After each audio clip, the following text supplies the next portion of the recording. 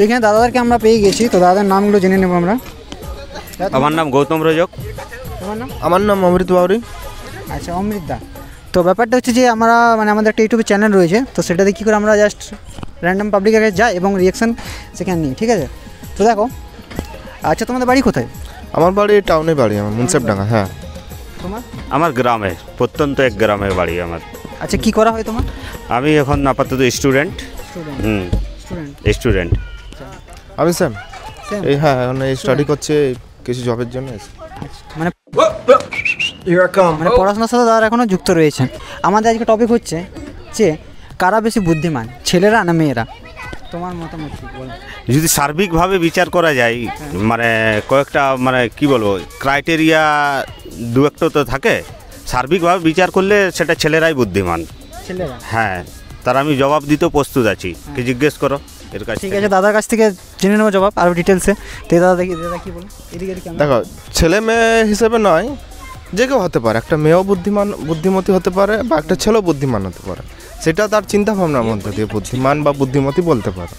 এবার যার যেটা মতামত, সে কোন দিক দিয়ে বুদ্ধিমান বা কোন দিক দিয়ে বুদ্ধিমতী, সেটা তার বিচারেই ভাবনা চিন্তায় উঠে আসে। বেশিরভাগ যেটা হয়, মেয়েদেরকে আমরা ট্রলও করি ওই জন্যই, কারণ মানে ওরা এমন সময় এমন কাজ করে যেটা সত্যিই মানে একটা যেটা বুদ্ধি থাকে না তারই পরিচয় দেয় তারা, এরকম কাজ কিছু করে ওরা। এমন কিছু ছেলেও তো আছে যারা এমন কিছু রিয়াকশন করে যেটাতে লোক হাসাহাসি করে, তেমন কিছু মেয়েও তো আছে।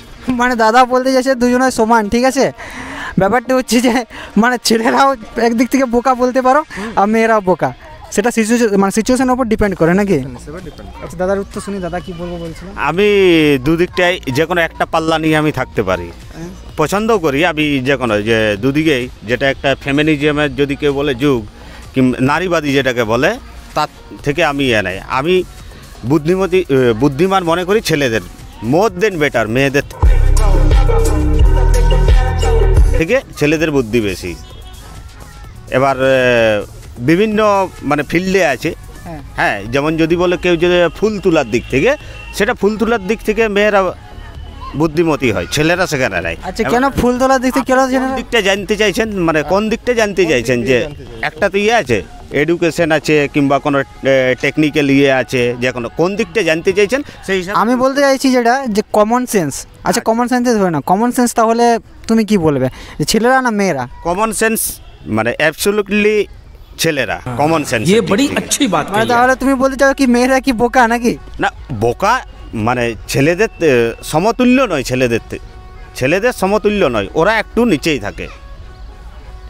বিভিন্ন পাবলিক জায়গায় আপনি রিভিউ নিয়ে দেখবেন, মানে কমন সেন্স, ওরা একটু নেগেটিভিটি যেটা আছে সেটা একটু তাড়াতাড়ি ইয়ে করে, আর ছেলেরা খুব ক্রিয়েটিভিটি হয়, বুঝে শুনে একটু উত্তর দেয়। ওই জন্যেই মানে বেশ কিছু কি বলবো, যেটা বাগধারাও বলা চলে, আর যে মেয়েদের হাঁটুর নিচে বুদ্ধি থাকে,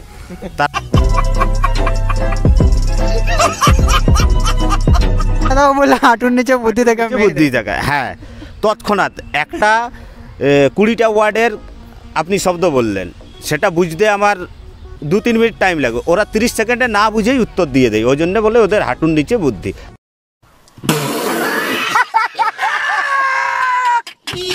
বুদ্ধিটা গ্রো হয় না। তাহলে এতক্ষণ আমরা জানতে পারলাম যে মেয়েদের হাঁটুর নিচে কেন বুদ্ধি থাকে, দাদা যেটা লজিক দিল, একদম ওটাই লজিক। আচ্ছা দাদা, তুমি কিছু বলবে?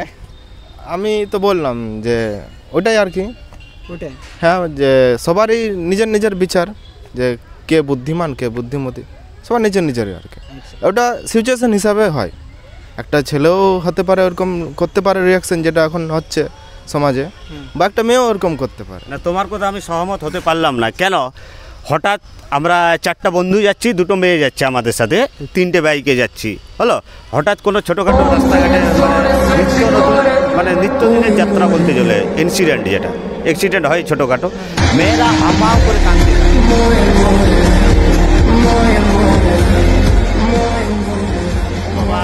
কি হলো, কিন্তু ছেলেরা তৎক্ষণাৎ, যদি গাড়িতে, এখন সব গাড়িতেই সব তো ভ্যারিয়েন্টের গাড়ি, ফার্স্ট এড থাকেই, তাকে হয়তো ফার্স্ট এড দিল, কিংবা নিকটবর্তী কোনো স্বাস্থ্যকেন্দ্র থাকে সেখানে যায়, কিন্তু সেখানে মেয়েরা ওখান থেকে অনেক পিছিয়ে হাও মা করে ও মা কী হলো ওইভাবে চিল্লাতে থাকে।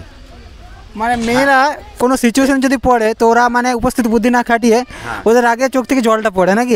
একদম ওদের তৎক্ষণাৎ বুদ্ধি দেয়, হয়তো ওটা যেটা আমরা 4 সেকেন্ডে আমরা বলে দেবো যে তৎক্ষণাৎ নিয়ে যাও কোনো সামনে কোনো স্বাস্থ্যকেন্দ্রে, ওরা মানে চিৎকার চেঁচামেচি 10-15 জনকে ডাকবে, তা করতে হয়তো একটু ইনসিডেন্টের পরিমাণটাও বেড়ে যাবে। খুবই সুন্দর উত্তর দিল দাদা, ঠিক আছে। আর ব্যাপারটা হচ্ছে যে দাদা তুমি কিছু বলবে?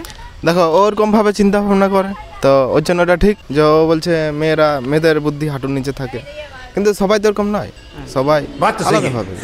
একটা ছেলেও ওরকম করে, একটা মেয়েও করে, তো এইভাবে আমরা বিচার করবো না যে কে কার। কিন্তু বেশিরভাগ একটা সিংহভাগ যেটা মানে পার্সেন্টেজ যেটা থাকবে সেটাই তো আমরা বিচার করব না।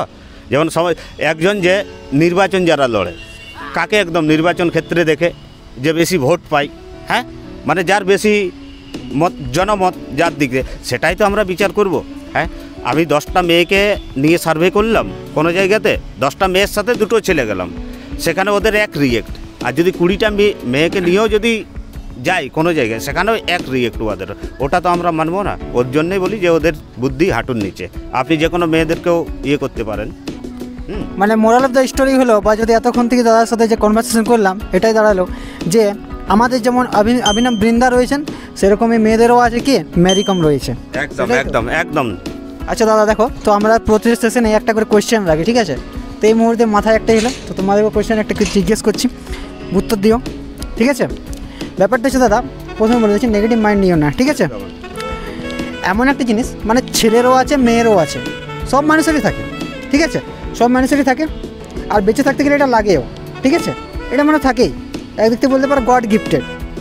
অথচ যে জিনিসটা সেটা কিন্তু ওই দেখতে পারে, বাকি কেউ দেখতে পাবেই না এই জিনিসটা। কী জিনিস বলো? মানে যদি মেয়ের থাকে তো একমাত্র ওই মেয়েটাই দেখতে পাবে ওই জিনিসটা, এবার যদি ছেলের থাকে তো একমাত্র ওই ছেলেটাই ওই জিনিসটা দেখতে পাবে, বাকি কেউ দেখতে পাবে না। এটা তো গভীর প্রশ্ন, ভাবছি, জিজ্ঞেস করে কে আমি ভাবছি। বাবার জন্য একটু ভাবতে হবে একটু। এটা খুব সহজেও হতে পারে, এই মুহূর্তে তো আমার এখন মনে আসছে না, তো একটু ভাবছি একটু। কি আসছে মাথায় বলো, সেটাই যেটা আসছে। আমার তো নেগেটিভ মাইন্ড আসছে, এটা আমি বলতে চাই না পাবলিক ইয়ে।